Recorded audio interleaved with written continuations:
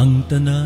Okay, may tungod din ang pangutanahan nga despite nga 35 na ko katuig nagpuyo o nagserbisyo sa katawan sa Iligan, dili gyapon ko matawag nga iya sa Iligan.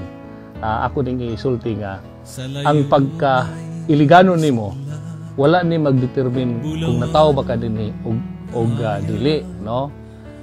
Ang importante ini sa atoa, una, doon na dyan kay pagmahal sa Iligan, no? Doon na kay pagmahal sa kaayuhan sa atong mga katawhan sa atong dakbayan. Doon na kay pagmahal sa kaugmaon, no? Labi na gyud sa atong mga kabataan, no? Unsa ang future sa atong dakbayan mo na atong hunahuna. It's always the well-being, welfare sa atong mga tao that makes you mayngon nato authentic Iliganon ka. Tinuod ka nga Iliganon. So in other words, ang pagmahal sa atong Iligan magmatter dinhi ining pangutunaha, no? Ako moingon ini, no, sa tinuray lang, no, even during last election, dili ko ipapili sa mga tao kay dili ko Iliganon, wa ko matawod ni sa Iligan. Pero ang importante gyud sa panahon sa kalisod sa mga tao kinsay naakuyog sa atong mga tao. I think importante niini sama sa gihimo ni Jesus ba, no? Ang atong Ginoo tuasa di man taga kuan tuaman sa langit ang atong Ginoo, pero nanaog ang atong Ginoo dinhi sa kalibutan og nakig-uban sa iyang mga tao.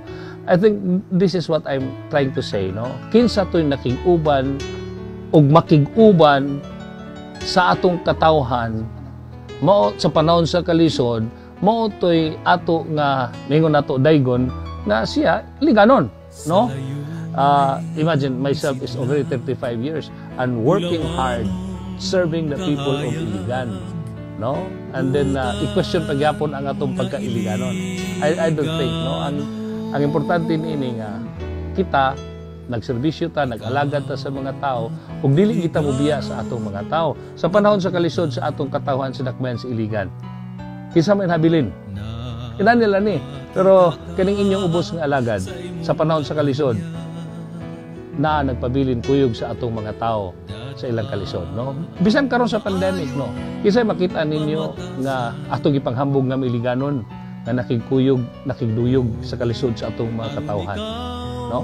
So ang atong mga leaders karon, no, nga akong mga kauban, mao man ato makita nga nakigkuyog sa atong mga katawhan sa panahon sa kalisod, no? So I think it's not about questioning kinsa ang tinuod nga Iliganon. Ang tinuod nga Iliganon kadtong sa panahon sa kalisod ana kuyog siya og naglantaw sa kaayuhan sa mga katawhan. Sa diha nga ni kuyanap ang droga dinhi sa Iligan. Sa diha nga ang atong mga katawhan hanap og ngit-ngit ang kaugmaon sa atong katawhan, gumikan sa kriminalidad. Sa diha nga nagpatigbabaw ang ug naghari ang mga tao nga nagpaluyo sa illegal drug sa Iligan. Kisa man ni barog, kisa man ni tindog para ang kriminalidad sa atong dakbay masumpo. Katong mga tao nga ni barog batok sa mga daotang nga panghitabo sa atong dakbayan sa Iligan, kanay tawgon nato nga pure Iliganon. May nato mo ni tinhuod nga mga Iliganon. Pero kung may mong ka-Iliganon kay natawo ka diri pero wa kay pagmahal sa Iligan, wa ka mo tinuray nga mo alagad sa Iligan, I don't think we can call you Iliganon. Mga danggo ihigugma ko ikaw